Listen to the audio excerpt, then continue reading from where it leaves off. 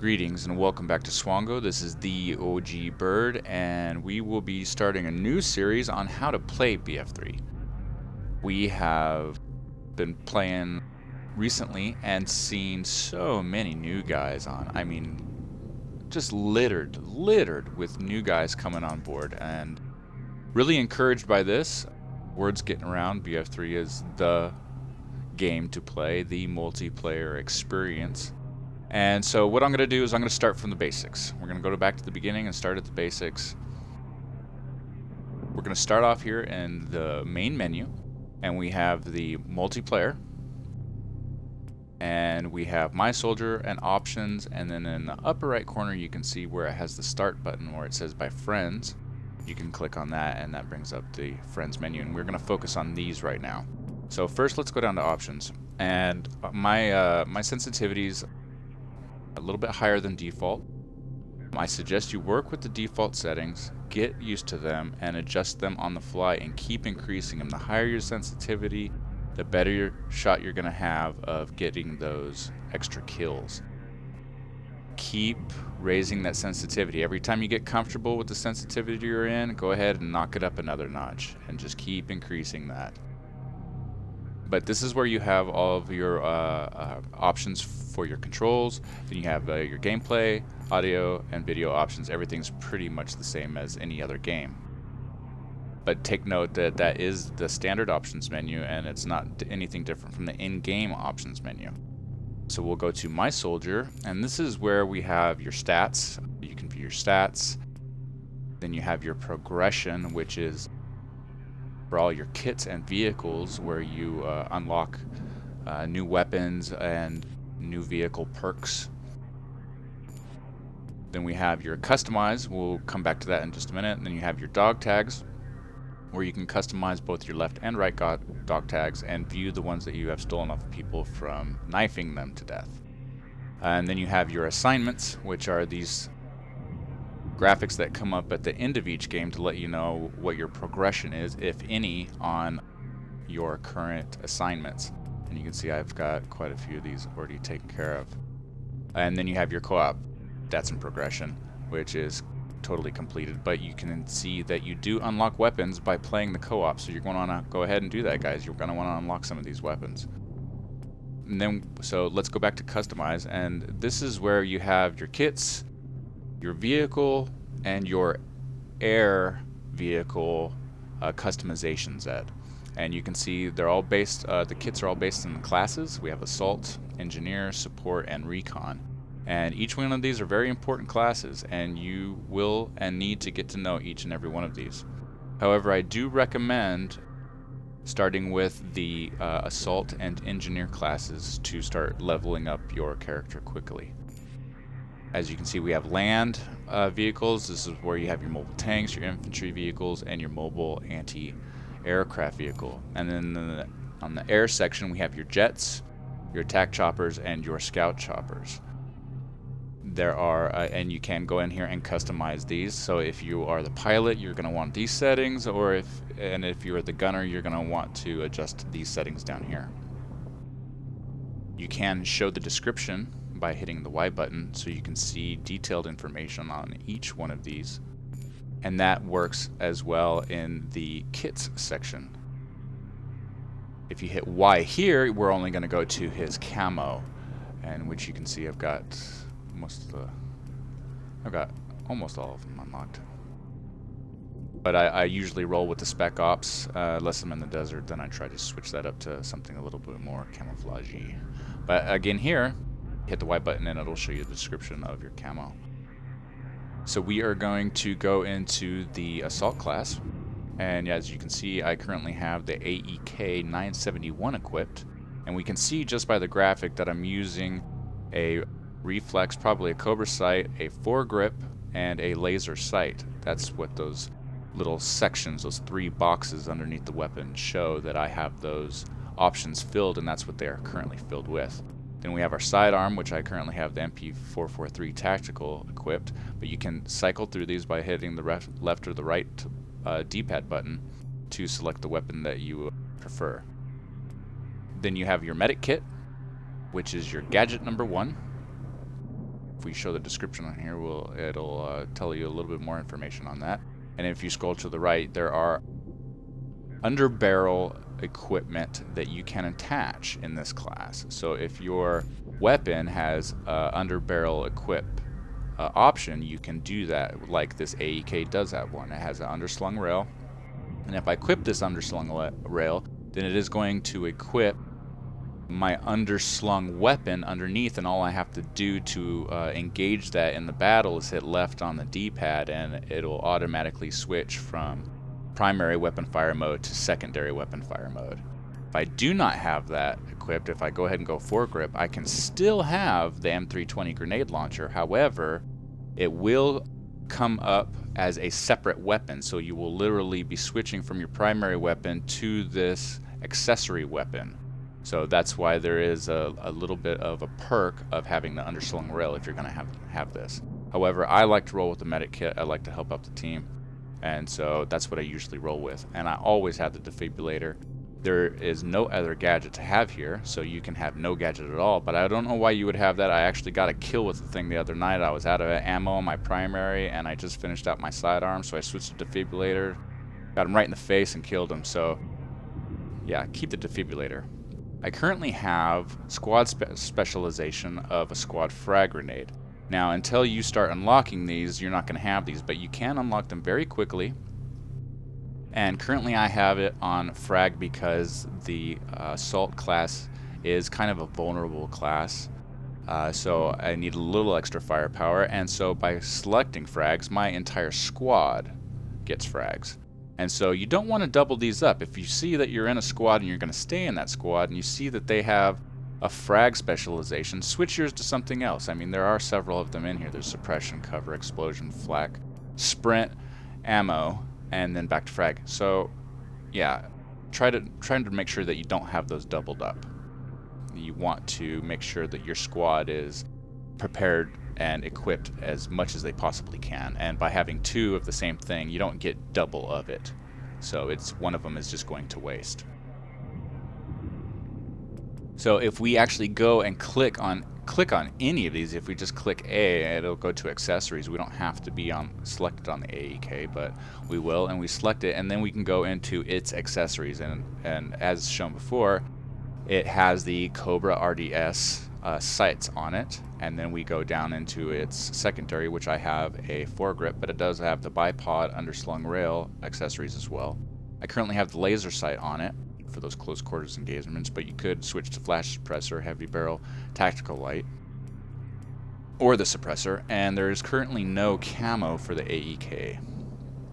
Again, you can hit Y and show the descriptions on your weapons, and you can cycle through the different weapons available to the class by hitting left and right on the D-pad, and if you keep the show description up, it will give you all the details of each weapon.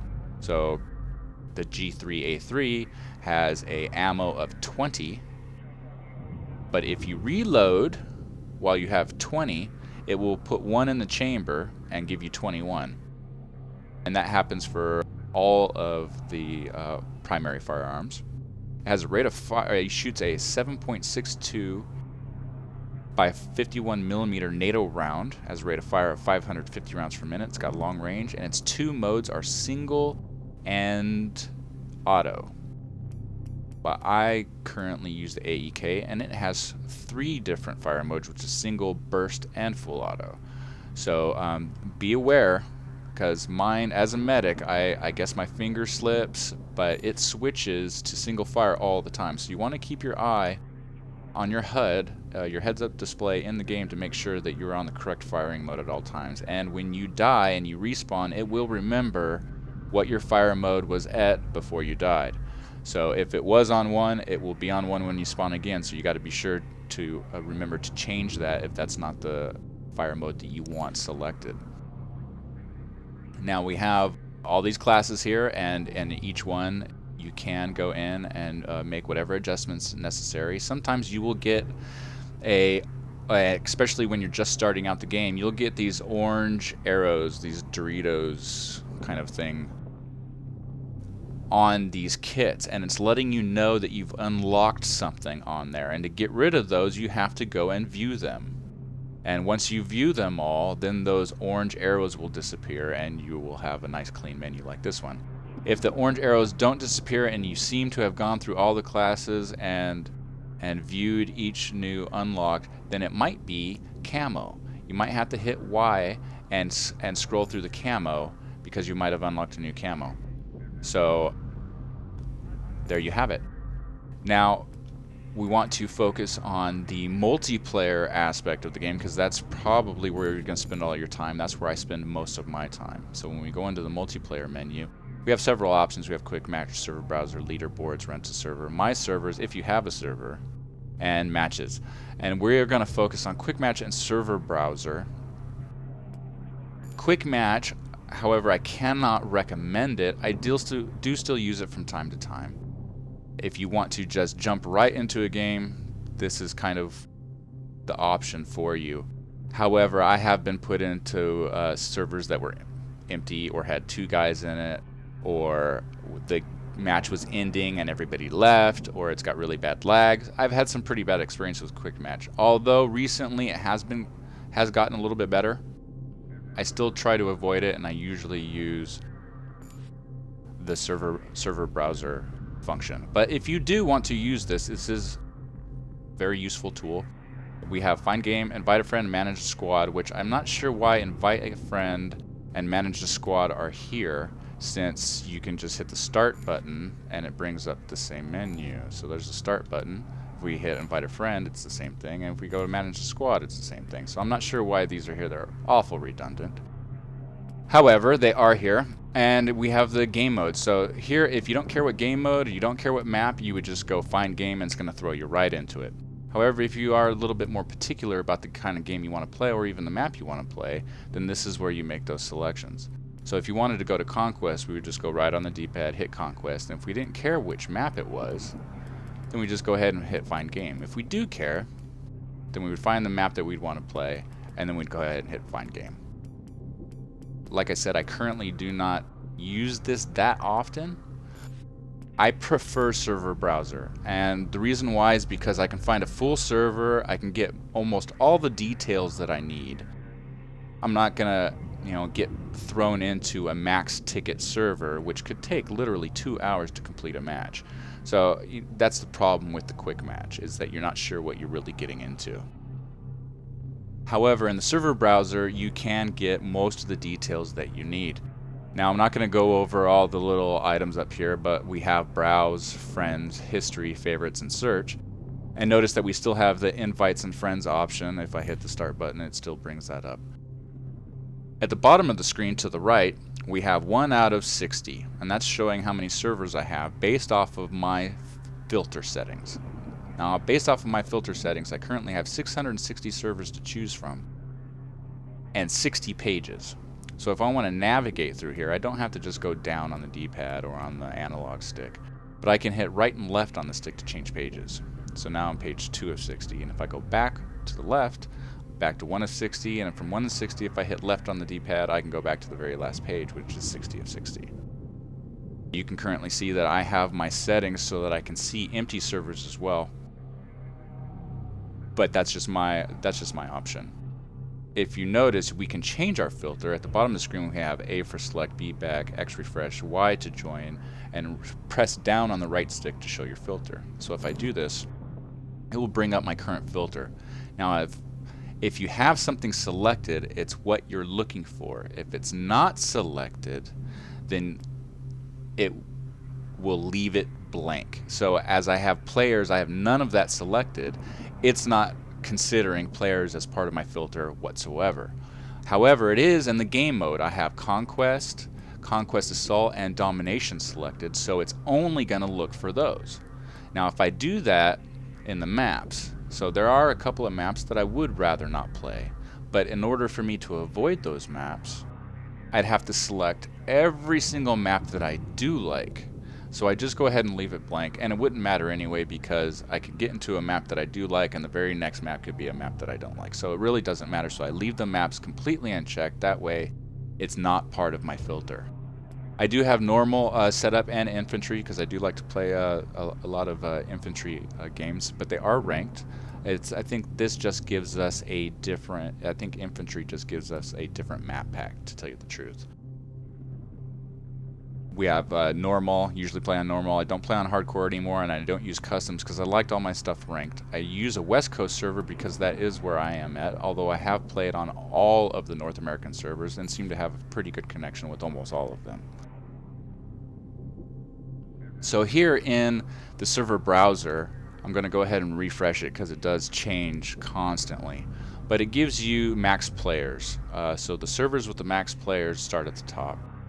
And if I don't want to wait in a queue, if I selected one of these, I would have to wait in line.